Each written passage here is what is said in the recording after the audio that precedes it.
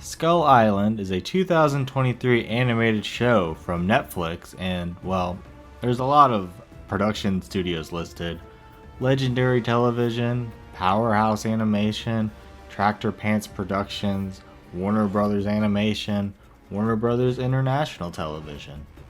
Supposedly canon to the Monsterverse films, we see a sea monster destroy a ship, leaving the surviving members of its crew and one girl they found in the water washed up on Skull Island. Art style is a little odd. Felt dated, like I was watching Jackie Chan Adventures mixed in with some newer and still dated now flair of Legend of Korra, and then some CG textures and shadows thrown in at times. Some characters also reminded me a lot of Korra characters. Anyways, I still got used to the art style pretty quickly, and even though it and the animation have some questionable moments, it gets us through the story without being distracting after the initial warming up to. So glad they didn't go with the whole anime trilogy Netflix Ultraman Pacific Rim Black style. I like the music, sound effects. I really paid no mind to them, so at the very least, not bad. Kong's not really around that much, but it's a non-issue. The human characters are interesting enough to keep the viewer watching, and there are still plenty of other monsters that briefly show up. But for those wondering, aside from a few seconds here and there, Kong doesn't really get any substantial screen time until the second to last episode. But I'm fine with that. The big bad monster ended up being cooler than I was expecting, even though the fight was nothing extraordinary. Back to the other monsters, they're mostly new ones not seen in the movies. Not sure about the comics, and they're interesting, imaginative, the stuff I like. The human characters are fairly standard, but they do have pretty fluid back and forths.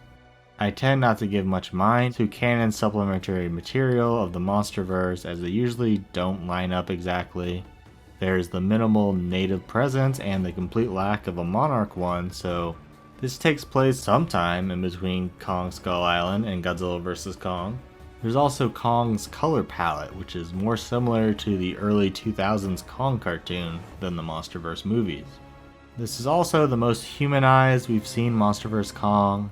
Even when he was signing with Gia and swinging an axe in GVK, he still seemed like a monster. There are times here where he just moves and expresses like a person.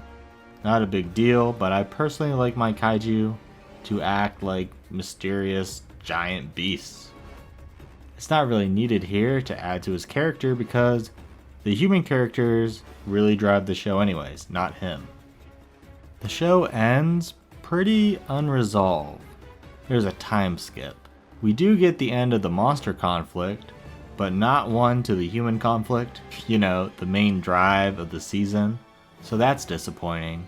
Hopefully they'll go over it in the next season, if there is one. If not, this is going to drive me crazy. At only 8 episodes, Skull Island is short and sweet. Not too much time spent with Kong, but time spent with characters who are more interesting than Kong anyways. I haven't really watched more than a few episodes of any of the other Kong animated shows, but what I did see didn't interest me at all. But this was good. Worth a viewing, but I wouldn't bet on it having any real relevance to future movies. Thanks for watching.